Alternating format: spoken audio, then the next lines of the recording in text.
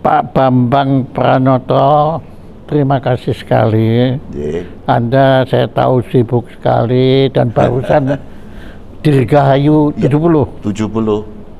Masih lumayan muda lah bisa melewati ya, usia yang tapi berusia krusial. Ya masih muda lah. Nah,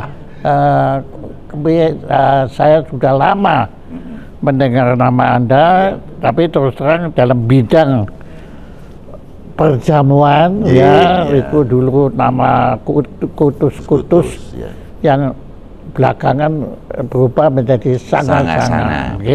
Nah, memang agak repot ya, karena Anda juga muridnya Slamet Abdul Syukur. Waduh, jadi ya Anda jalurnya sejajar dengan saya ya. Jamu tapi musik, atau musik tapi jamu ya. Dan seterusnya. Tapi Anda orang Klaten ya. Tapi bikin jamunya di Bali. Di Bali ya. Nah, saya dilahirkannya di Bali. Bikin jamunya di Semarang.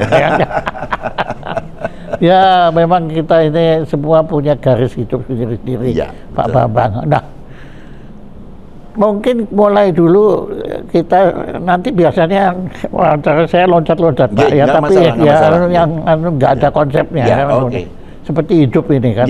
Nah, begini, kita mulai masuknya lewat mahakarya Anda yang saya dengar sekarang namanya berubah menjadi sanga-sanga.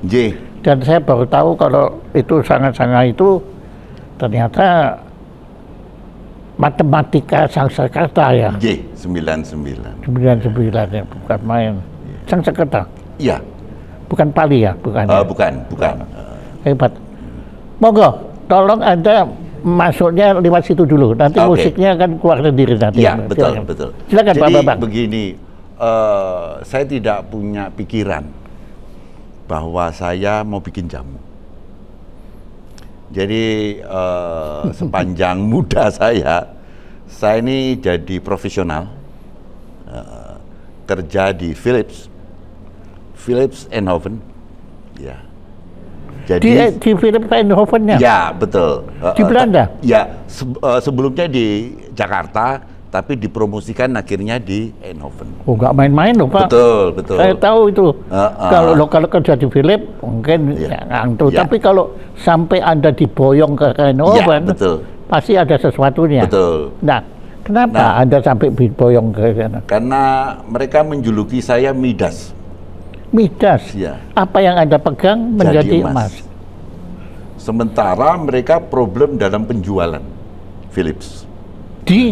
Di seluruh dunia, they have a problem. Mohon maaf, latar belakang pendidikan Anda? Saya di Fakultas Teknik Elektro Satya Wacana, Salatiga. Zamannya Arif Budiman belum. Saya lebih duluan. Ya, setelah Arif Budiman datang, saya sudah lulus itu. Dan jadi Anda insinyur? Ya. Oke. Terus Anda masuk Philips. Ya. Di Jakarta. Di Jakarta, dipromosikan ke Singapura. Nah, kenapa Anda dijuluki Midas? Ya karena saya tidak pernah kalah tender. Nggak pernah kalah tender atau nggak mau kalah? Nggak tahu. Gila, kata kalah nggak ada ya? Iya, nggak ada kata kalah. Jadi Anda tuh seperti Tan Yuhoknya. Ya. Tan Yuhok itu kan kata kalah juga nggak ada. Nggak pernah kalah ya. Dan nggak mau kalah. Nggak mau kalah. Oke, gila ya. Iya. Saya nggak juga. Nunggu saya Philips ya. Saya pikir ya sudahlah. Tapi Eindhoven. Betul. Jadi saya juga dapat MBA di Eindhoven. Ya, terus saya juga disekolahkan di London School of Economics di London. Saya dapat doktor saya di sana. Ada dokter PhD di London School of Economics. Yang terkenal itu katanya. Memang terkenal itu. PhD. Iya. Apa? Marketing internasional. Marketing pakai internasional. Iya, betul. Ya, untung ya. Buat saya marketing bukan ilmu ya, itu seni ya. Seni. Jadi saya yang punya semangat seni itu mudah sekali mempelajari hal itu. Bukan main. Iya. Jadi Anda ngono kok diajarkan. Ya, ini kita lebih tahu. Gila ya. Ya makanya orang menjuluki saya Midas. Aduh, tapi Anda orang Klaten, tapi kemudian Anda sekarang di Bali, tapi Anda ternyata pernah sekolah di kerja di Eindhoven, dan anunya PhD Anda di London. Gila ya? Ya, dan saya pada waktu itu sudah memberikan semacam insight kepada dosen saya bahwa nanti dunia itu akan terhubung ketat dengan namanya internet. Oh, Anda sudah mencium itu? Ngomong seperti itu. Dan Anda sudah mencium aroma aroma bahwa nanti dunianya akan mengecil. Jadi tolong dalam marketing dipikirkan. Jadi kita tidak bisa menjadi kayak Philips, ngerjain semua sendirian, nggak bisa. Harus ada yang namanya OEM supaya harganya kompatibel. Gitu. OEM, tolong Anda terjemahkan. Jadi ya, karena Anda sudah terbiasa, Anda heran juga, gini kok ditanyakan gitu ya. Yang gini, jadi nantinya sebuah produk itu tidak harus berasal dari satu manufacturing, atau bahkan tidak perlu manufacturing. Jadi manufacturing itu sebuah pekerjaan kuno, Pak. Ya kan? Dan sekarang contoh aja misalnya Apple tuh nggak pernah bikin, yang bikin tuh Fox, gitu. Jadi perusahaan di luar Apple, dia hanya itu mendesain Anda sistem. Ngomong begitu kepada siapa? Kepada dosen-dosen saya. Dan minteri duluan. Iya, minteri dulu. Sampai makanya saya cepat sekali dapat gelar dokter karena dosen saya bingung. Karena cara berpikir saya tidak. Udah pergi kamu. Karena nggak fix dengan apa yang dipelajari. Jadi kerjaan saya diminta baca apa namanya. Apakah Anda itu waktu sekolah di Satya Wacana itu sudah begitu? Sudah. Tidak, saya malah dibenci sama dosen. Karena saya, pikiran saya tidak sesuai dengan apa yang diajarkan. Dan menurut Anda kok goblok kan? Masa misalnya rumus diterjemahkan buat apa? Rumus diterjemahkan buat apa? Einstein kalau dengar ngamuk ini lah. Iya, betul. Lah, itu kan sudah jadi. Orang masa lalu udah menemukan ngapain kita kalau nggak salah Ramanujam itu pernah ngomong gitu ya. Semua ilmu ini sebetulnya kan sudah ada. Kita cuma nyuti lalu mengkompil menjadi sesuatu yang berguna. Jadi Anda betul-betul, wah ini kalau ada Pak Habibie, beliau membedakan antara sains dan teknologi. Iya. Anda teknologinya yang penting. Betul. Jadi ngapain kita ribut soal mau tekniknya apa, rumusnya bagaimana? Tapi dari rumus ini kita bisa apa? Nah, saya cocoknya sama dua orang pada waktu itu dosen, yang satu Pak Li Wilarjo, ya, Pak Li itu dosen fisika saya,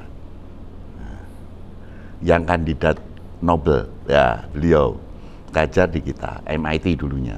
Terus sama Theo van Boskom, ya, itu orang Belanda. Dua orang dosen ini yang kasih A saya, tapi yang lain saya kalau nggak C, D. Saya bisa lulus karena mungkin kasihan mereka melihat saya. Betul, saya bisa mengerti, saya bisa mengerti. Ya. Jadi Anda waktu itu penderitaan ya sekolah itu? Penderitaan, tapi saya punya... Nggak kau sekolah, kok mau disuruh sekolah? Ya, kan. Padahal Anda kan punya jabatan di Eindhoven. Enggak, ini sebelum masuk ke Philips. Oh. Iya, saya sekolah di Satya Wacana kan sebelum masih... Tapi saya punya grup teater namanya Studi Teater Mahasiswa. Waktu itu yang terkenal tokohnya, dari Mas siapa itu yang akhirnya di Tempo terus pergi ke Irian sebagai aktivis di sana.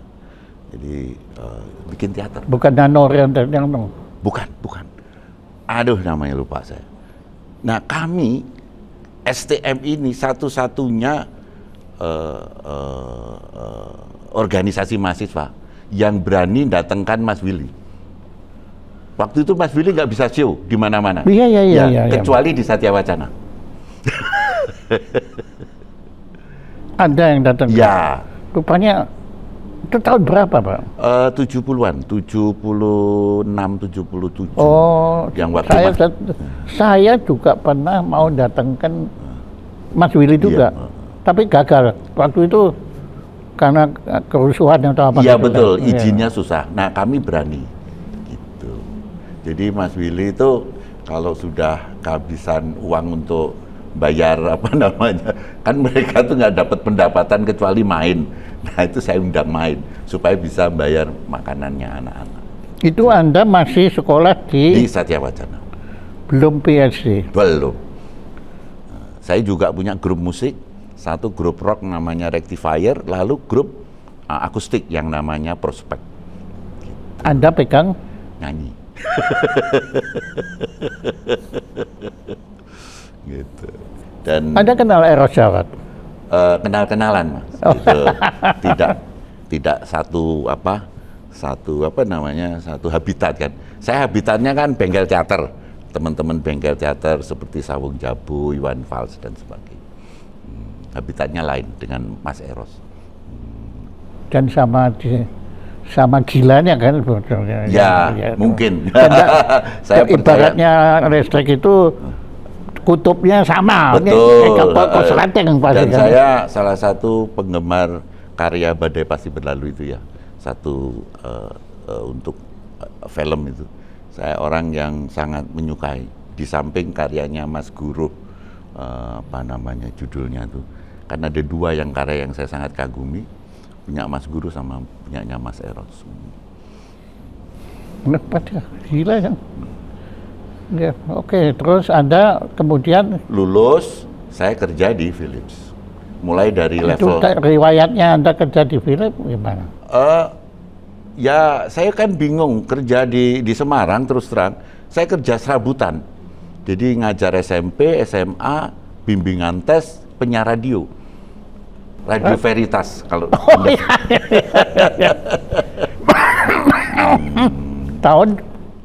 Dari tahun 79 kalau saya nggak salah sampai 82. Itu saya baru pulang itu belum. Ya, jadi saya di Veritas, terus kerja dari pagi sampai pagi, karena saya selalu milih siaran tuh yang terakhir. Karena jam siarnya paling mahal. Jadi supaya duitnya lumayan. Jadi ngajar pagi ngajar SMP, siang ngajar SMA, sore ngajar bimbingan tes, malam jadi penyiar radio. Dan itu sangat menguras tenaga. Nah, terus saya bingung, saya mesti nggak bisa nih kerja seperti ini dan nggak ada masa depan. Saya melakukan ritual. Saya biasanya kalau udah kepepet tuh bikin ritual. Ritualnya itu teriak-teriak di lapangan. Jadi di Simpang 5 jam 3 pagi saya teriak-teriak mengatakan, "Duh, Tuhan saya ini insinyur loh." Ya kan, ganteng loh saya bilang. "Loh kok masa kerjanya sampai kayak begini?" Dan sebulan hanya dapat 99.000. Sampai matahari terbit. Saya pulang ke rumah, kebetulan koran Kompas sudah waktu itu masuk kan gitu. Pembukaan pertama itu Philips. Apa namanya iklan apa namanya cari pekerjaan. Kan hari Minggu tuh Kompas selalu iklan cari pekerjaan. Saya daftar, saya langsung daftar hari Minggu itu. Terus Senin saya ditelepon. Akhirnya saya Rebu sudah sampai di Jakarta. Dan saya diwawancarai. Nggak tahu bagaimana Jumat sudah diterima di Philips. Yang wawancara Anda? Ya mulai dari manajer sampai ke direktur. Terus? 1 April saya kerja di Philips. 1 April? Ya. Tapi nggak mob? Nggak. Oke. Ya. Nah kerja di Philips ini saya totalitas luar biasa hingga dalam 2 tahun, nggak tahu mungkin manajer suka dengan cara kerja saya diangkat jadi manajer dalam waktu 2 tahun. Nah, sejak itu melecet sudah.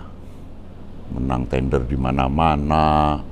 Akhirnya mereka bilang, wah ini, dan saya punya visi gitu. Pada waktu itu Philips masih mengandalkan product oriented. Nah, saya sudah berpikir kenapa nggak market oriented. Jadi itu ya? Dulu produk ada lampu, ada telekomunikasi dan segala macam. Jadi setiap perusahaan yang ingin beli alat kita satu-satu. Jadi bisa 10 orang datang semua mengatasnamakan Philips tapi produknya lain-lain. Nah, kenapa itu nggak digabung menjadi market oriented? Jadi siapa yang mengurusi hospitality misalnya, ya. Siapa yang mengurusi oil and gas, siapa yang mengurusi misalnya apa namanya transportation dan sebagainya. Jadi cuma orang satu aja, tapi dia menguasai beberapa produk dan dia sajikan kepada owner dari perusahaan itu. Nah, dari situ manajemen suka dengan cara saya. Akhirnya saya ditaruh di Singapura, iya, ditaruh di Hong Kong, termasuk di Beijing. Pernah? Iya, di Beijing. Dan saya tidak jual barang di Beijing. Saya pikir China itu kan permintaannya luar biasa. Gimana kita memproduksi barang sebanyak itu kan? Saya bilang kenapa nggak jual pabrik? Jadi Anda ini termasuk yang menggerakkan revolusi industri di China. Ya, jadi akhirnya kita supply peralatan untuk telekomunikasi ke Cina, pabrik bukan alat. Nah, dia terserah mau bikin berapa kan gitu. Nah, itu artinya ide gila saya. Anda belum di London belum? Belum. Nah, saya masih belum di Belanda. Nah, baru akhirnya lama-lama juga yang menarik order ke Aramco. Jadi Aramco di Arab itu dia mau pasang jaringan telepon ke semua termasuk di gurun. Nah, gimana caranya kita bikin sistem telekomunikasi untuk semua orang di setiap sudut Arab. Nah, waktu itu Ericsson sudah menang. Nah, saya taruh di di Riyadh. Nah, saya senang Beatles. Nah, salah satu direktur itu pencinta Beatles. Jadi kita ngomong bukan order, tapi ngomong soal The Beatles. Jadi saking senangnya saya diajak mancing, diajak segala macam, ngomong soal Beatles saja. Nah, terakhirnya dia tanya sama saya, apa maksudmu deket sama saya? Ya terus terang order lah. Nggak ada yang lain, bukan The Beatles, saya bilang order. Oke kalau gitu, sekarang ginilah, Ericsson 40%, Philips 60%, waduh luar biasa. Dapatlah kita order gara-gara bicara soal The Beatles. Jadi Anda ini ada di pihak bahwa bisnis itu, sekolah bisnis itu bohong ya. Ya, bahwa itu semua itu adalah pada diri kita ya. Antara kita dan pelanggan. Jadi kalau sudah terjadi trust, anything can happen. Itu yang saya pakai. Jadi saya nggak pernah bicara produk, termasuk waktu di Indonesia, ketemu bos-bos itu saya juga nggak pernah. Saya punya cara yang lucu dalam menjual di Indonesia. Saya tidak menjual melalui presentasi dan sebagainya. Saya langsung ke rumah beliau, decision maker itu. Dan decision maker itu senang banget diajak ngobrol. Jadi mereka menderita sebetulnya. Menderita jadi direktur itu, karena nggak ada orang yang bisa diajak ngobrol. Gila ya. Nah, mau ngobrol itu akhirnya terakhirnya dia, Bang, kamu mau order yang mana? Baru kita bicara teknis. Dan yang bicara teknis bukan decision maker, udah bawahannya. Nah, sistem-sistem yang saya jalankan ini agak lucu gitu loh. Nggak sepantasnya untuk... Ya bukan agak, ya memang lucu kan. Oke. Iya, jadi saya kalau menjual sesuatu itu tidak lewat alat itu atau fungsi alat itu, tapi dari trust antara kita dengan para decision maker itu. Sampai ketemu baru kita bicara teknis. Dan bicara Dan teknis. Anda juga nggak tahu produk yang Anda jual itu. Oh, tahu kalau itu. Oh, ngerti. Secara teknis saya tahu. Oh, pinter juga. Ya. Dan saya dulu ahli algoritma. Jadi kalau bikin networking, beberapa peralatan digabung-gabung, ini saya ahlinya. Untuk mendapatkan supaya orang walau telepon nggak stuck. Jadi saya mengatur semua sistem jaringan. Ngerti itu? Iya. Tadi dulu toh, Anda tuh sekolahnya dulu sampai lupa saya terus. Di Satya Wacana. Daya apa? Teknik elektro jurusan telekomunikasi. Oh, memang teknik elektro. Iya. Oh. Anda sudah bisa jelaskan tentang kenapa listrik itu, why, bukan how ya. Kenapa kok listrik itu ada? Itu sebetulnya definisi yang tidak pernah bisa dijawab sampai sekarang. Makanya kan. Iya. Jadi listrik itu antara negatif sama positif. Iya. Ya. Dan itu kalau dia jalan, nggak ada alat yang bisa mendetek. Jadi sebetulnya kuantum itu sudah ada. Sudah ada. Jadi alam yang kita bilang ini nyata, ini hanya definisi aja. Oh, ini meja, itu gelas. Kalau saya bilang ini kambing, bisa aja. Aneh ya, sebelum saya ketemu Anda ini tadi pagi kan otak saya ini kan isinya macam-macam dong. Tapi terus terang tadi pagi saya itu bicara tentang nggak tahu apa, saya itu tentang ada. Ada loh. Iya. Ya. Ada itu apa sih sebetulnya ya? Itu definisi. Iya. Jadi dunia ini terbagi dua penting. Satu adalah informasi dan energi. Ya, buat Anda reality itu apa? Reality ada kesepakatan kita kepada zaman. Objektivitas itu ada enggak?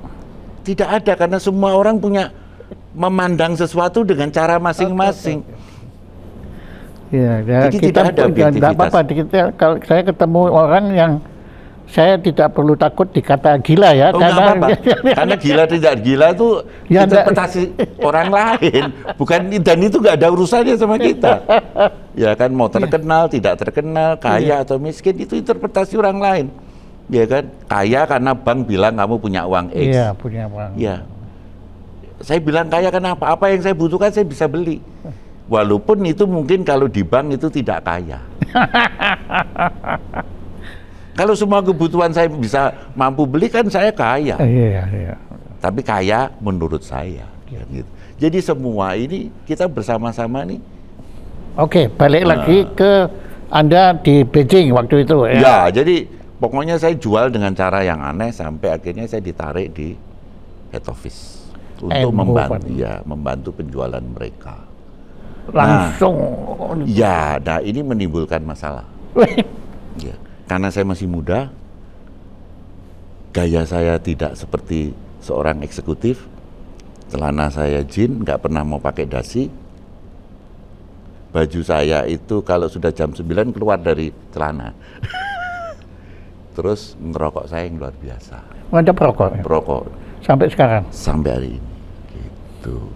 Nah, nggak disukai, tapi sering diajak makan siang sama presiden direktur. Presiden direktur Philips pusat. Ya, diajak makan siang. Dia bilang, "Bang, mana lagi yang kamu bisa rebut?" katanya. Karena dia sudah tidak bisa mengandalkan organisasi yang sudah dibentuk. Nah, jadi saya akhirnya mendapatkan order besar dari Mobil Oil International di London. Kenapa? Karena saya punya proyek pada waktu itu di Arun, di Aceh, dan itu berhasil sangat bagus. Makanya International Mobil Oil tertarik, apa yang kamu buat di Arun. Jadi saya mengcombine beberapa alat, bahkan sebagian sudah absolut, menjadi sebuah alat yang canggih. Jadi Philip udah buang alat-alat itu, saya kumpulin, saya rekonstruksi untuk menjadi alat canggih, yang sekarang namanya itu adalah internet. Anda termasuk yang itu jadi saya bukan pencipta, tapi goreng lah istilahnya, goreng. Walaupun kecepatannya rendah. 300 Oh, jadi waktu itu internet belum ada. Tapi militer Amerika Serikat sudah ada, tapi itu kan nggak dipublikasi, nggak bisa dipakai umum. Nah, saya mengcombine beberapa alatnya Philip, termasuk alat-alat yang sudah obsolete bagi dia, namanya store and forward switching. Itu tahun berapa, Pak? Itu tahun 70-an. 80-an. 80-an. Nah, juga, nah di situ saya lihat yang alat ini bagus. Bagaimana menjadikan satu supaya orang bisa data and voice communication. Jadilah namanya multiple switching namanya. Gitu. Yang Philip sendiri kaget. Dan multiple switching itu sebetulnya sudah pernah saya jual di BI. Gitu. BI Indonesia. Dan waktu itu nggak ada namanya. Jadi waktu Philip dapat order itu bingung, ini alat apa iki? Binatangnya apa? Jadi itu itu adalah gado-gado dari beberapa alatnya Philips. Gitu. Jadi Philip itu kan kalau riset sendiri-sendiri. Padahal kalau dia bersama sama riset mungkin dia sudah menciptakan alat itu. Ya kalau sekarang udah yang namanya data switching yang ditaruh di RBS itu alatnya itu. Pada sekarang sih bukan masalah. Jadi dari telepon kita bisa kirim teks, kita bisa kirim gambar, kita bisa kirim segalanya. Nah, pada waktu itu maksimum hanya 300 bit.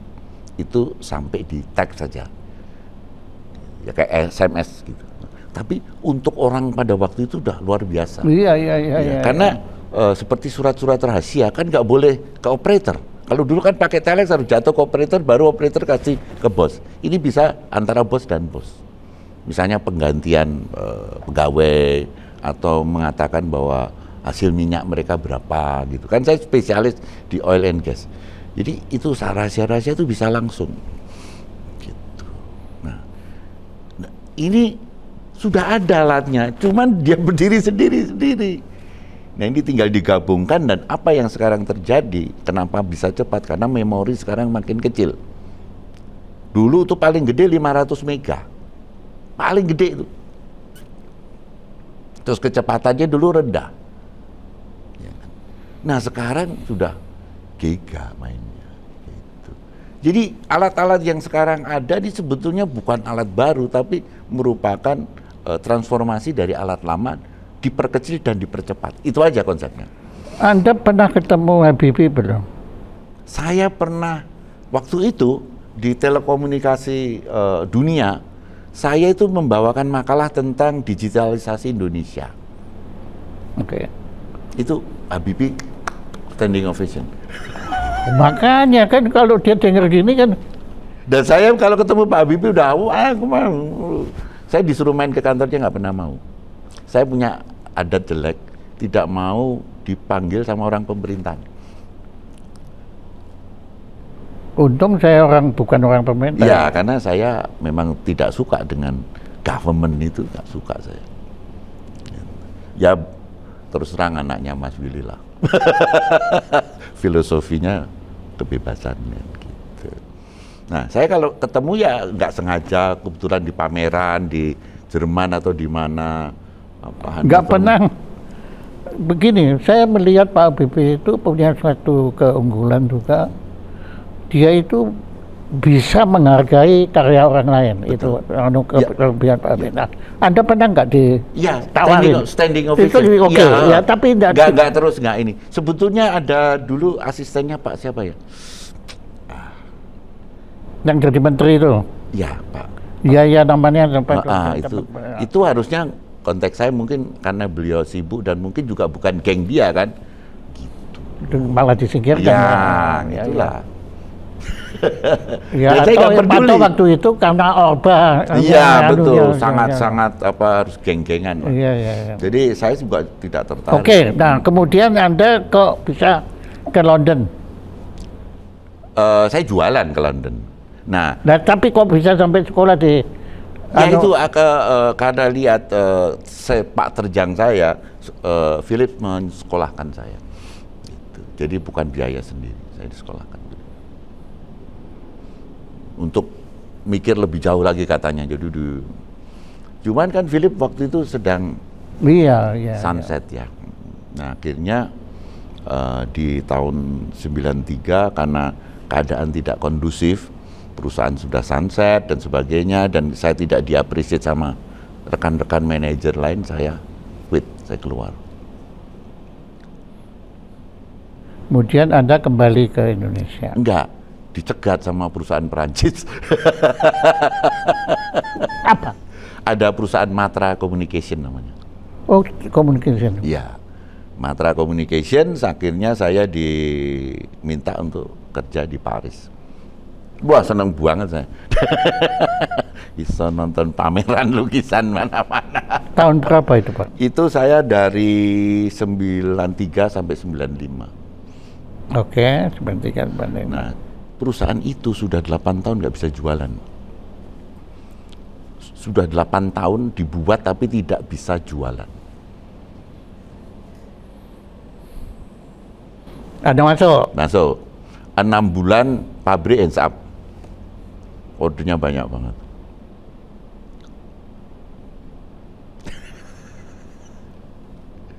Kemudian? Ya saya kan kontrak 2 tahun. Ya kontrak 2 tahun, saya bilang nanti ya 2 tahun saya keluar. Jadi waktu saya keluar sebetulnya manajemen minta saya tetap. Tapi dia nggak mau? Saya nggak mau. Bosan? Bosan kerja. Capek. Capek. Nah akhirnya saya. Padahal usia berapa waktu itu? 38. Oke. Anda udah mau pulang Indonesia? Pulang Indonesia. Ke? Jakarta. Untuk? Jadi gelandangan. Betul-betul menggelandangkan diri? Pengen menggelandangkan diri. Males pokoknya. Uang yang saya punya saya kasih istri, sama anak, terserah aku tinggal apa situ. Anak ya. Berumur berapa waktu itu? Anak baru 1, istri juga 1. Nah akhirnya di Jakarta saya gelandang. Di Blok M ketemu sama teman-teman yang lagi bikin film. Gitu. Terus ditanyain ngapain Mas? Gelandang. Ya ikut bikin film. Akhirnya saya jadi runner di satu PH gitu. Jadi ngurus apa aja gitu loh. Ya lumayan lah ada kegiatan. Film yang Anda buat? Sinetron tepatnya, bukan film, sinetron. Jadi kita masuk industri televisi. Karena pada waktu itu PH itu jarang, nggak ada bahkan gitu. Jadi kita punya acara di RCTI sama SCTV. Saya bikin sinetron yang namanya Buana Jaka. Jadi ada lelaki 5 kayak Pandawa begitu, nah, ngadepin masalah kehidupan. Gitu. Nah, tapi kelompok teman-teman saya ini kan seniman dan kurang berbisnis ya. Keluar satu-satu ya, begitu keluar satu-satu saya juga keluar gitu loh. Akhirnya saya bikin PH sendiri khusus untuk dubbing, dubbing film. Apa yang Anda dubbing? Nah, saya milih filmnya. Jadi kalau orang lain dapat jatah film, kalau saya milih. Nah, pertama tentu film Hollywood ya kan. Nah, dan itu susah sekali. Berapa? Itu mulai dari 95 lah. Mission Impossible-nya Tom Cruise yang pertama, Anda dubbing nggak? Enggak, saya Justice for All. Justice for All. Dubbing saya pertama di RCTI itu Justice for All. Terus Blue Moon, yang saya suka banget musiknya, ngejazz gimana itu. Jadi saya spesialis waktu itu film-film Hollywood yang bilanguage. Terus saya juga cari film India karena panjang, yang menarik banyak itu tentang peristiwa Kashmir. Jadi ada peristiwa yang besar itu. Nah, saya dubbing gitu, tentang Gandhi segala macam. Nah, terus saya juga cari film bagus, film Jepang. Film Gandhi ada? Ada waktu itu, tapi versi India. India ya? Makanya ya, bukan versinya Attenborough kan? Iya, bukan. Oh. Nah, Yang bikin itu pro ganti atau kontra nanti? Nggak ada pro kemana-mana. Karena ganti dibenci loh. Iya betul. Jadi di situ ya dianggap bahwa dia tuh hanya mempunyai ide untuk orang tuh semua harus dibikin sendiri aja. Itu yang dipentingkan. Nah, film Jepang ini dicari suku-suku, kan Jepang tuh ada pulau-pulau. Ada yang cuman di satu pulau gitu. Bahasanya tuh lain sama bahasa Jepang dan sebagainya. Dan dia itu begitu proud dengan pulaunya itu. Nggak mau maju dia. Jadi dia sesuai dengan tradisi yang ada. Nah saya bikin dubbingnya. Kebetulan salah satu Pak siapa tuh yang polisi yang orang Jepang itu kebetulan dari daerah situ. Jadi dia yang membantu menerjemahkan. Karena bahasanya lain dari bahasa Jepang. Jadi kalau penerjemah bahasa Jepang yang lain nggak bisa mengerti. Ya. Oke. Nah, kena 98 saya tidak dibayar broadcast. Padahal saya sudah bikin film, saya sudah start nggak dibayar. Karena broadcast pada waktu itu ambruk total. 98. Nah, mulai saya nggak ada kerjaan, nganggur, terus saya ngajar di IKJ. Oh. Ngajar di IKJ di jurusan film, tapi khusus untuk audio. Zamannya Sardono. Zamannya Sardono waktu itu rektor. Nah, jadi dosen luar biasa. Saya nggak ngerti karena dosen luar biasa itu apa. Karena saya nggak pernah ngajar di dunia film ya, artinya saya nggak punya kemampuan. Cuman saya spesialis di audio gara-gara dubbing itu. Nah, dubbing perusahaan saya ini satu-satunya pada waktu itu yang dubbing dengan digital. Nah, sementara Indonesia masih kagok dengan dunia digital. Disitulah saya ngajar audio digital gitu, kepada mahasiswa. Nah, kalau sekarang semua orang udah tahu audio digital. Sampai 2002, terus saya pikir semakin tidak jelas Jakarta, saya mau gelandang aja tapi biar keren di Bali. Maksud saya gelandang kan. Kalau di Bali sarungan, gondrong, nggak jelas kan malah diapresiasi. Kalau di Jakarta dikira wong edian. Nah, akhirnya saya pindah Bali di 2002.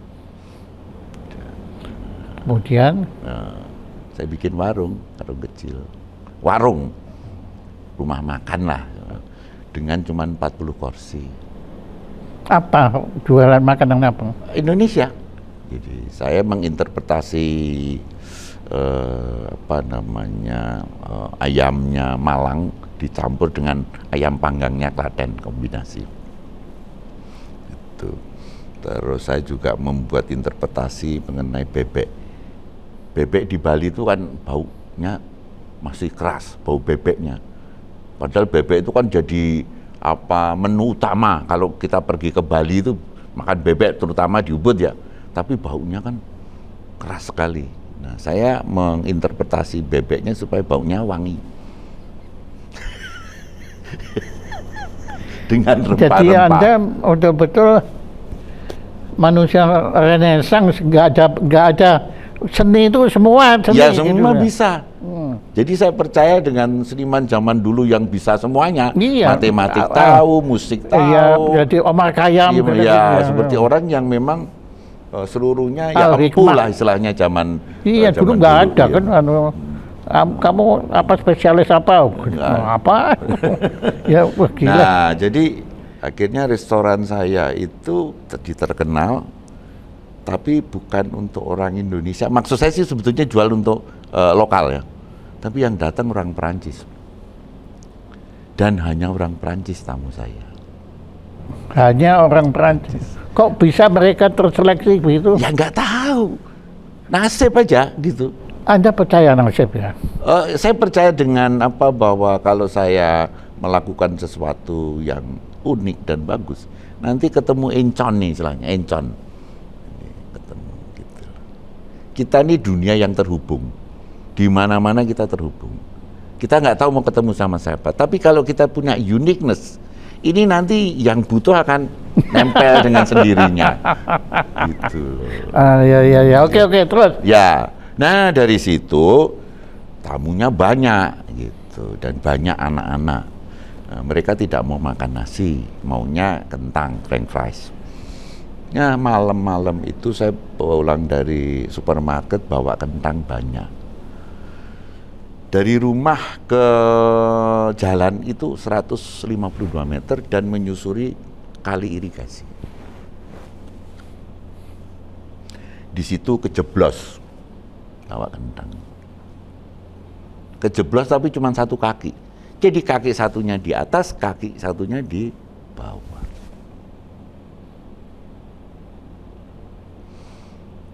Saya pulang, tak pikir ya nggak ada apa-apa, ya udah mandi, besok paginya saya tidak bisa kontrol dua kaki. Apa disebut lumpuh, apa disebut apa saya nggak tahu. Pokoknya saya tidak bisa bangun. Dan nyerinya luar biasa. Sakit sekali. Nah, pada waktu itu lagi ada banyak tamu, jadi saya bilang sama istri, sorry, saya nggak bisa bantu nih, nggak bisa. Jadi saya istirahat. Nah, setelah tamu selesai kita panggil tukang pijet, ya karena tukang pijet dari tukang pijet yang kelas RT naik ke kelas RW, naik ke kelas kelurahan sampai ke fisioterapis nggak sembuh juga. Terus istri menganjurkan ke dokter, general check up. Nah, di situ penyakit saya macam-macam. Ada gulanya, ada darah tinggi, pokoknya semua penyakit ada. Saya putus asa. Jadi kalau Anda ketemu sama Lech Walesa itu ya saingan ya. Gua punya penyakit. Ya. Oke. Nah, akhirnya saya merenung. Saya kan sudah belajar lama meditasi, terutama TM ya, Transcendental Meditation ya. Apa dari Hindu, Buddha, Hindu lah itu kan. Atau jangan-jangan Anda juga Katolik tapi saya lebih ke Yesuit, namanya New Age lah. Oh ya, oke. New Age, agama New Age. Nah, di situ saya ada pelajaran bahwa tubuh kita ini alam semesta. Tubuh kita adalah alam semesta. Ada matahari, ada planet dan sebagainya. Dan kita nih Tuhan terhadap tubuh kita. Jadi kita bisa mengkontrol tubuh kita kalau kita memang punya. Memang mau kan? Ya. Oke. Ya.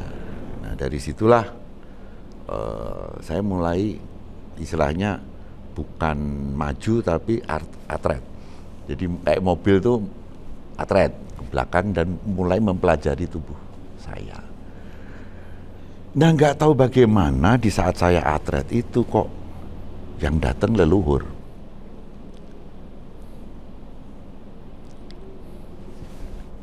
Wahyu?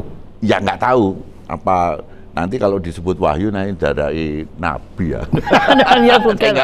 Pokoknya saya dapat seakan-akan leluhur saya bilang kepada saya. Kok tahu kalau itu leluhur Anda? Jadi banyak peristiwa yang mencekam itu leluhur saya muncul. Sudah kenal dari sudah kenal. Ya kan. Beliau bilang. Orang apa sih? Kiai Pengging. Apa? Kiai Pengging. Saya ini keturunannya Kiai Pengging. Di Pengging sana. Kami itu sekeluarga asalnya dari Pengging sebetulnya. Cuman bergeser sedikit ke selatan jadi orang Klaten gitu. Nah, udah. Kamu saat Kiai Pengging itu sebentar, tolong Anda ceritakan sedikit. Kiai Pengging, ya.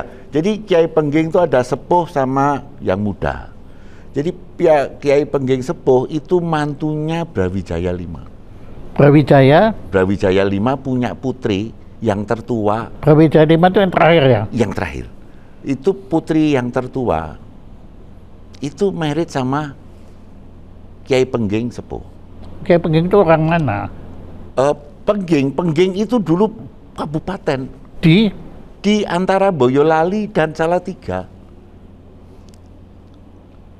Jadi yang dikenal Majapahit itu Bre Pengging.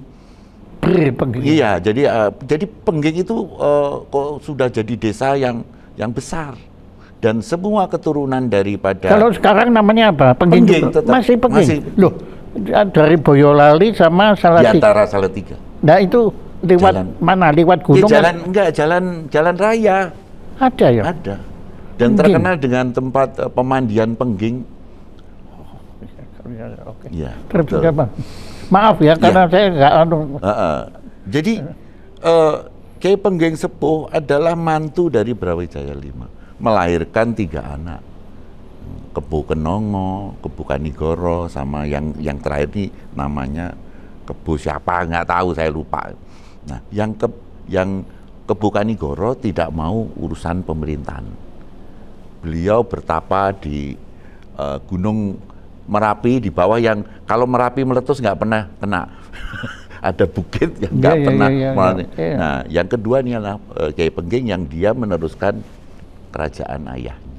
Nah, Anda keturunan dari Kiai Pengging yang muda. Nah, dia bisa terkenal itu nanti anaknya yang disebut Joko Tingkir itu. Oh, jadi Anda ya keturunannya itu. Joko Tingkir. Keren. Iya keren ya. Saya baru sekarang ini ketemu orang yang betul-betul keturunan yang tokoh-tokoh ini kan. Ya. Saya pikir kan legenda. Legenda. Gitu. Jadi akhirnya. Lalu makamnya masih ada.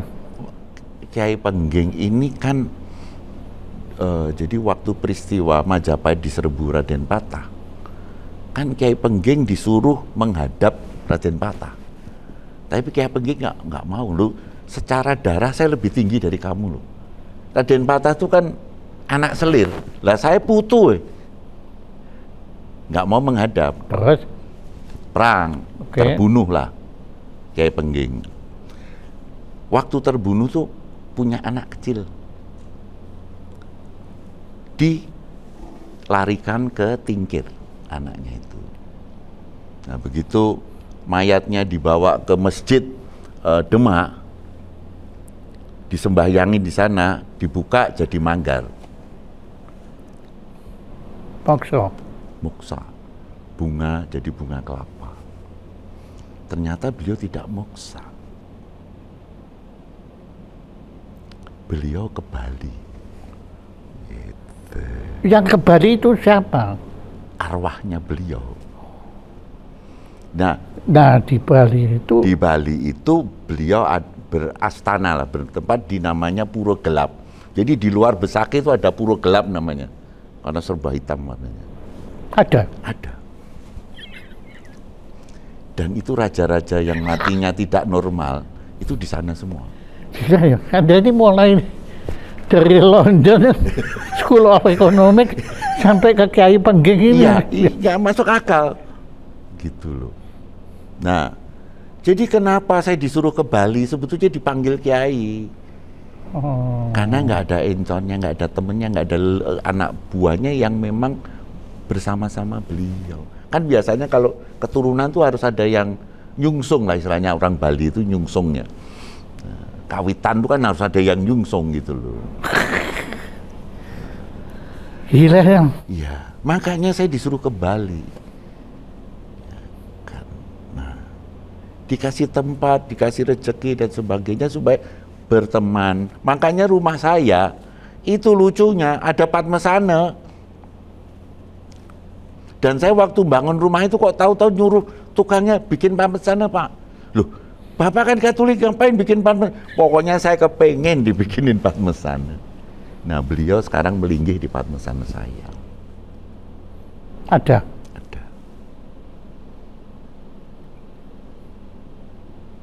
Kemudian ini kan arahnya kan ke. Nah, jadi tadi restoran saya akhirnya ya itu sebetulnya yang merekonstruksi sutradaranya Kiai Pengging. Kalau kowe ora pernah dikasih loro, kamu tapi tidak pernah mikirin loro itu harus sembuh pakai apa. Kamu asik dengan cari duit jadi warung itu tadi. Jadi Nah, Anda mulai bikin itu? Nah, sejak saya lumpuh, saya mulai berdialog dengan beliau untuk merekonstruksi obatnya itu apa. Jadi resepnya itu betul-betul? Ya, dari beliau. Dan bukan hanya resepnya, sampai filosofinya dia kasih tahu. Kenapa jamu Jawa itu keliru? Ya karena jamu Jawa itu tidak ngikutin resep-resep nenek moyang. Minta maaf gitu. Iya, nggak apa-apa. Ya, termasuk jamu jago. Jadi jamu-jamu yang dibuat ini dari resep peranakan, orang peranakan. Iya. Ya. Nah, peranakan ini kurang mudeng ilmu obat Jawa itu. Iya. Nah, saya diberikan benar-benar originally dari beliau dengan konsep itu. Jadi jamu yang harus dibuat itu minimum harus ada 7 unsur. Karena 7 unsurnya adalah unsur mutlak di muka bumi. Ya kan? 7 benua, 7 not dan sebagainya dan sebagainya. Harus minimum 7. Nggak boleh cuma 3, 4 atau 5. Nggak bisa. Dan 7 itu akan membentuk molekul yang biasa pohon Natal itu loh, bentuknya seperti itu. Nah, saya dibimbing beliau filosofinya dan sebagainya, dan ternyata bahannya itu ada 50 meter dari saya tinggal itu. Itu tanaman. Dan obat itu harus tanaman, tidak boleh bukan tanaman. Jadi beliau bilang gunungan itu pohon itu tree of life, bukan gunung. Jadi kalau manusia ingin sejahtera, ingin sehat, dia harus mengambil dari tanaman, bukan yang lain. Apalagi binatang. Kemudian namanya kok Anda bisa kutus? Ya, ini juga ada cerita lagi. Iya, monggo. Jadi waktu sudah saya mulai recovery, sembuh dengan minyak yang saya buat, teman-teman tuh menganjurkan saya untuk dijual. Nah, saya bilang kalau dijual kan perlu nama.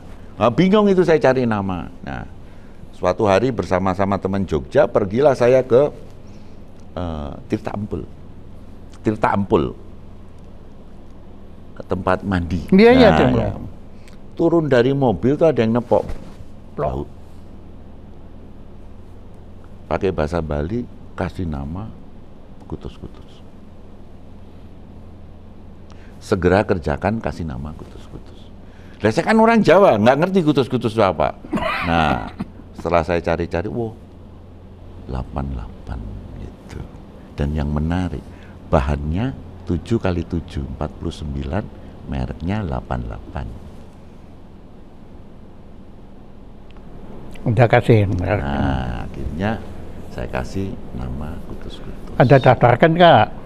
Nah, saya daftarkan nyuruh orang. Nah, orangnya itu malah pakai nama dia sendiri karena dia anak dari bawaan istri saya yang kedua. Anak dari? Bawa istri yang kedua. Waktu kita cerita di Philip itu istri saya yang pertama. Terus kita cerita pindah ke Bali ini saya istri kedua. Nah, dia diam-diam pakai nama dia. Nah, di dalam kertas haki itu namanya itu kecil di bawah. Jadi saya lihatannya, wah kutus-kutus dapat haki udah. Iya lah. Ya saya kaget. Biasanya kan kontrakan yang itu kan nggak ada bahan. Nah, apa yang terjadi setelah istri saya yang kedua meninggal, dia menuntut saya 200 miliar untuk nama kutus-kutus.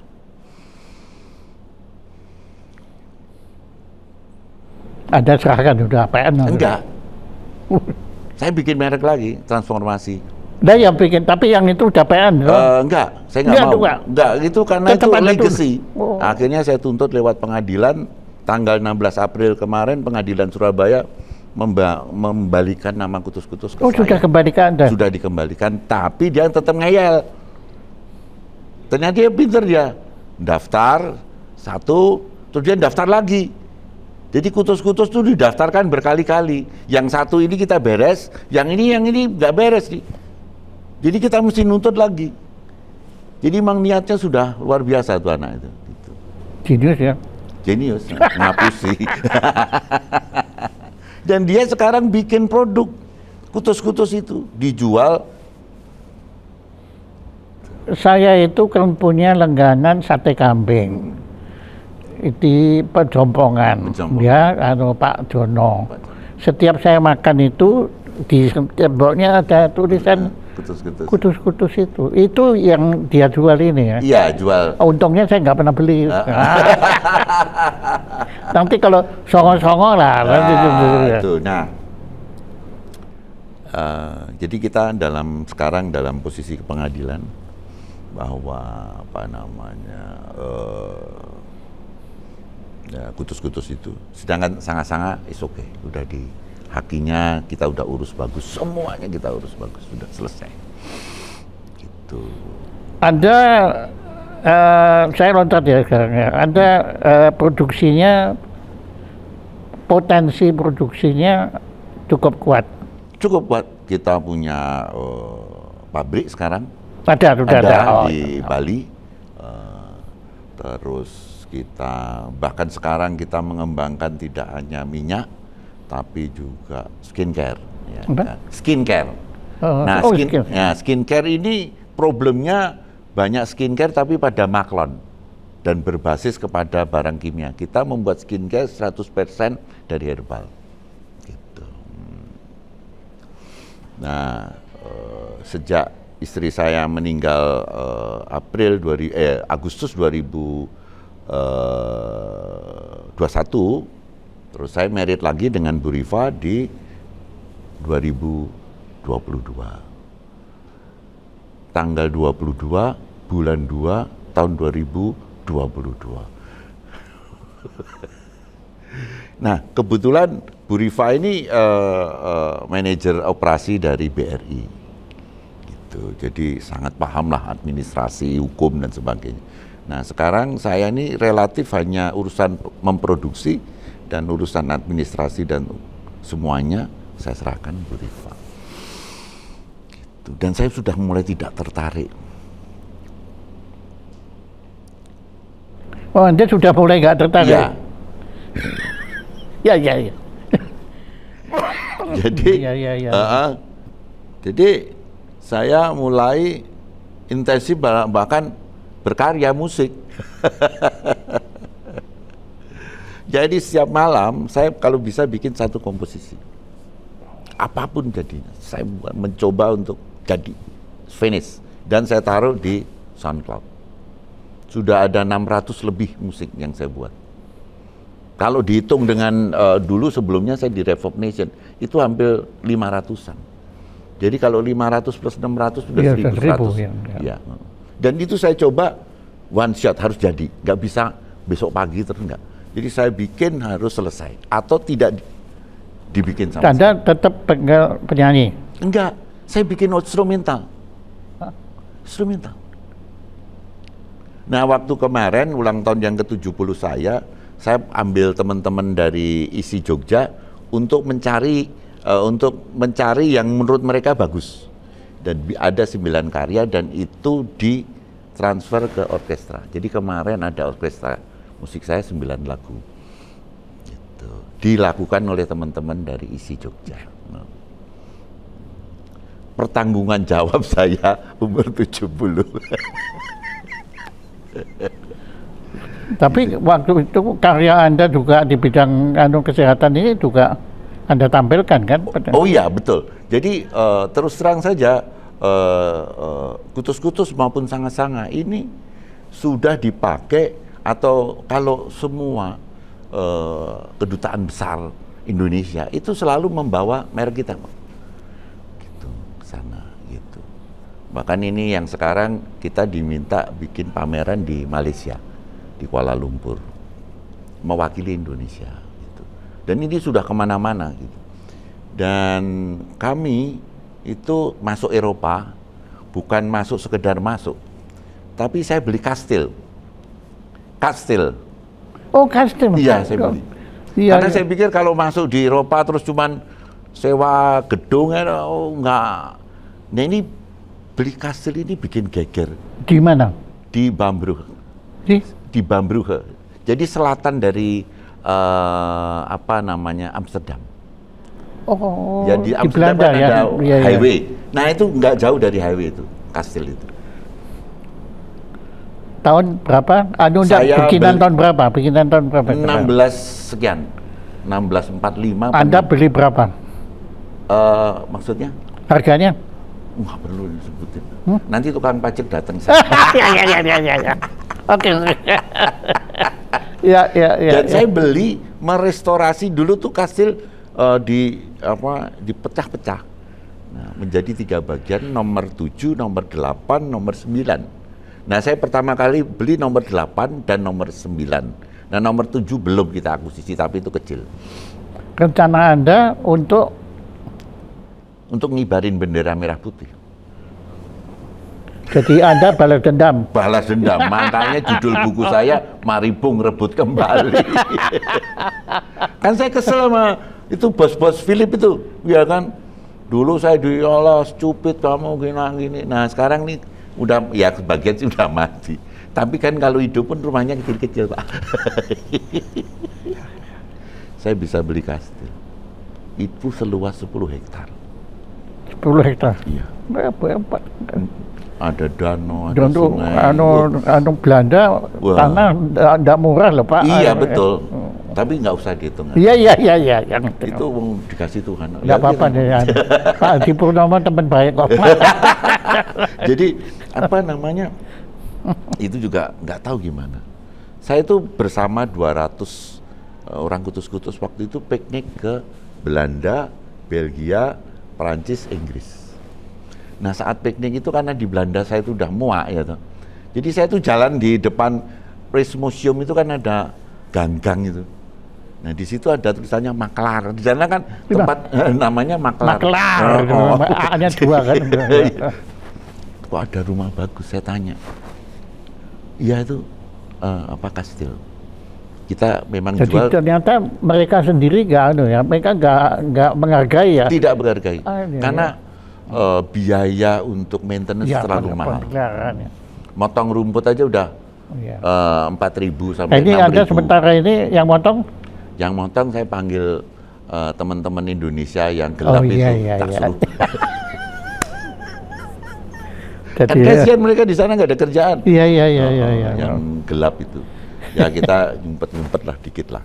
Gitu. Nah, akhirnya itu menjadi kalau perwakilan. Anda butuh, saya punya teman itu dulu Sandiawan Sumardi, sekarang di Leiden itu. Oh, gitu kalau ya? mau butuh nanti dia itu berseri rumput. Jadi akhirnya sekarang buat kumpul anak-anak mahasiswa gitu di situ. Nah saya bikinin radio, namanya Fox Amsterdam. Ya. Jadi saya punya 11 radio di seluruh Indonesia. Nah, 1 saya taruh di Amsterdam. Karena di Amsterdam dengan diaspora Indonesia 1,7, mereka tuh nggak ada radio, nggak ada apa. 7 juta. Gila. Tapi masalahnya, ekonominya tidak sebagus warga negara lain. Jadi nggak punya suara. Nah untuk itu saya bikinin radio, silahkanlah pada nostalgia atau jadi radio ini suka ada orang Maluku. Anda kenal Witeke van Dort yang nyanyi nasi goreng itu? Oh sudah meninggal ya. Iya. Jadi kita mengumpulkan itu balung pisah itu di sana. Mereka ada 77 organisasi orang Indonesia di Belanda. Itu kita minta 1 minggu sekali siaran gantian gitu. Untuk paling tidak ada komunikasi lah. Oke Pak. Nah, itulah. Pak Bambang, saya kira kalau dilanjutkan, saya kira sampai besok pagi ya karena cerita Anda itu unbelievable. Iya. Ya Mas Anunya, jadi kalau lihat dibikin film itu bukan main. Seru. Ya, anunya true event semua, tapi ya itu kayak pengging gila ya. hari ini saya banyak belajar. Nah, hanya waktu saja yang membatasi kita. Nah, tolong, apa yang belum saya tanyakan, tapi menurut Anda perlu kita ketahui tentang Anda mengenai ini? Iya, sebetulnya dengan judulnya, itu belum Pak Jaya tanyakan kepada saya. Oh, apa loh hubungannya musik sama ini semua? Jadi ternyata dari saya dulu nggak bisa apa-apa, ya paling nyanyi lah ya. Dan saya mencoba belajar. Dan saya baru istilahnya benar-benar bikin komposisi betul-betul saya yang buat itu 2007. Pak. Itu pun setelah dibantu software-software tentang musik. Oke. Nah, dari musik ini saya belajar harmonisasi, saya belajar struktur, saya belajar juga menarik supaya menarik. Dan ini semua kan menarik. Kan musik kalau nggak menarik kan menarik, saya pikir menarik. Ya, bukan menarik. Ya. Nah, ini akhirnya saya tapi nanti dulu loh Pak, kalau sudah ngomong tingkatnya Anda ini, Anda pernah dengar nama Karl-Heinz Stockhausen? Ya, saya kenal. Saya belajar, saya dengerin dia, terutama musikus modern. Nah, tapi saya lebih senang musikus yang dari Prancis, ada romantisnya. Oke, nah gini, saya kan pernah berguru dengan beliau. Iya. Nah, saya komposisi dia mau bilang jelek, nggak sampai hati, tapi dia bilang kamu lain kali kalau bikin musik jangan yang menarik loh. Ini nggak masalah ya. Betul. Yang bangunnya sebab musik kamu terlalu menarik ya, buat saya itu nggak ada artinya. Saya baru sadar Pak di situ bahwa kalau kita sudah ngomong musik, kita malah tadi ngomong kuliner. Iya. Bapak kan juga pinter kan nyampur-nyampur itu tadi. Iya. Jadi itu sebetulnya kita bicara tentang harmoni sebetulnya. Iya, betul. Apapun ini harmoni, ya. Betul. Harmoni bukan harmoni do sol, bukan atau pentatonik dan lain, tapi keseimbangan. Iya. Nah, oke. Dan sekarang apa yang Anda mau ceritakan? Iya, jadi dari pelajaran musik itu saya mengelola perusahaan ini dengan cara seperti itu. Lebih pakai rasa daripada pakai pikiran. Yes, setuju. You are on the right track. Iya. Ya. Dan kebetulan ada filsuf baru muda, Raffi Naval. Ada filsuf baru namanya Raffi Naval, orang India, yang dia mengkombinasi antara seni dan bisnis. Dan dia sangat berhasil waktu dia mengelola sebuah perusahaan perusahaan investment. Dan sekarang lagi ngetop nih orangnya dengan bukunya Almanac of Raffi Naval. Saya kira Anda juga nggak ada salahnya Anda mulai rangkum itu semua untuk bikin almanak Bambang. Sudah. Oh, sudah. Buku saya namanya Mari Bung Rebut Kembali. Oh, nanti Fox Amsterdam. Iya, inspirasinya itu. Iya. Kalau Belanda bisa menjajah 350 tahun, saya secuil tanah Belanda, saya jajah selamanya. Dengan saya menancapkan bendera merah putih di Bambrugge. Gitu. Terima kasih. Ya, Bapak Bambang Pranoto, Servatius itu mohon maaf, santo apa Pak? Jadi Servatius ini adalah sebetulnya dulu uskup di di kota Belanda yang selatan hampir ke Perancis, Maastricht. Nah, di Maastricht. Nah, waktu itu terjadi perpecahan antara Protestan dan nah, beliau ini mencoba menyatukan. Mencoba, malah dibunuh. Oleh Protestan? Nggak jelas, karena nanti kalau oleh Protestan, orang Katolik malah jadi dibikin supaya tidak. Pokoknya terbunuh. Makanya katedralnya pintu sana masuk Protestan, pintu sini masuk Katolik. Dan beliau dimakamkan di sana. Kenapa saya pilih Santo Servatius? Karena lahirnya bareng saya 13 Mei. Gitu. Kan kalau di Katolik gitu, dicari tanggal lahirnya, dicari santonya. Gitu. Dan selama Katolik, saya telah membangun 2 gereja di Singaraja dan di Gianyar. Singaraja dan Gianyar. Iya. Dan itu saya bangun sendiri. Namanya? Yang satu Maria Rosari, kalau di Singaraja itu Santo Paulus kalau nggak salah. Nggak pakai Santo Bambang? Oh, nggak mau. Wah, mereka minta saya patungnya ditaruh, saya bilang enggak gitu. Jadi saya minta patungnya Santo Servatius yang dipasang. Gitu. Dan itu jadi gini ceritanya, gereja minta sumbangan berkali-kali. Saya bilang, apakah dengan sumbangan ini gereja ini meninggal? Kita nggak tahu berdirinya kapan. Sekarang beginilah, coba Anda minta saya yang bangun gitu. Kan Yesus bilang, runtuhkan bait Allah 3 hari akan kubangun. Kamu minta seperti itu ke saya.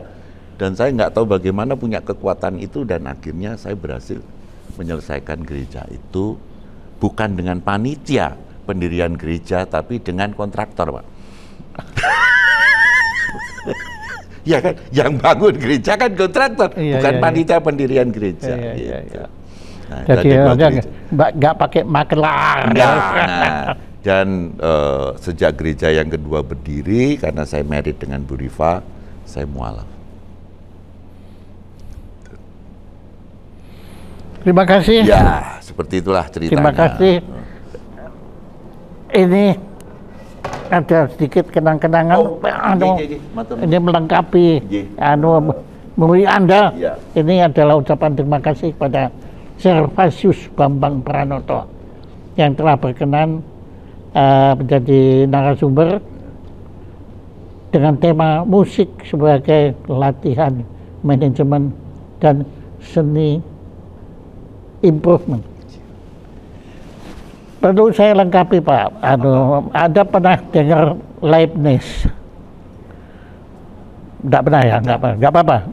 Begini, pada zamannya Isaac Newton, dia kan rajanya sains fisik di Inggris. Di Jerman ada seorang namanya Leibniz. Leibniz ini pernah bilang begini, musik adalah matematika tanpa Anda sadar kalau Anda itu menghitung. Betul kan? Betul. Ya toh, Anda kan tidak sadar. Kita setiap menyanyi atau kita kan menghitung. Betul. Entah itu kalau satu kepanjangan juga jelek, kepanjangan juga nggak pas. Jadi apa yang Anda lakukan itu benar sekali. Memang manajemen itu bukan ilmu, Pak, itu seni. Seni, betul. Nggak ada seperti kisah Anda. Kalau orang kan kagum pada Anda, kemudian dia pelajari Anda atau dia ngulang, nggak bisa, Pak. Bisa. Itu genuine. Karena ya itu hak Anda sudah, itu kesuksesan Anda itu sudah. Dan itu ya memang, tapi ya ada yang paling penting. Yang penting Anda tuh disayangi oleh Yang Maha Kuasa itu di situ. Karena saya baik. Ya, tepuk tangan untuk Pak Bambang.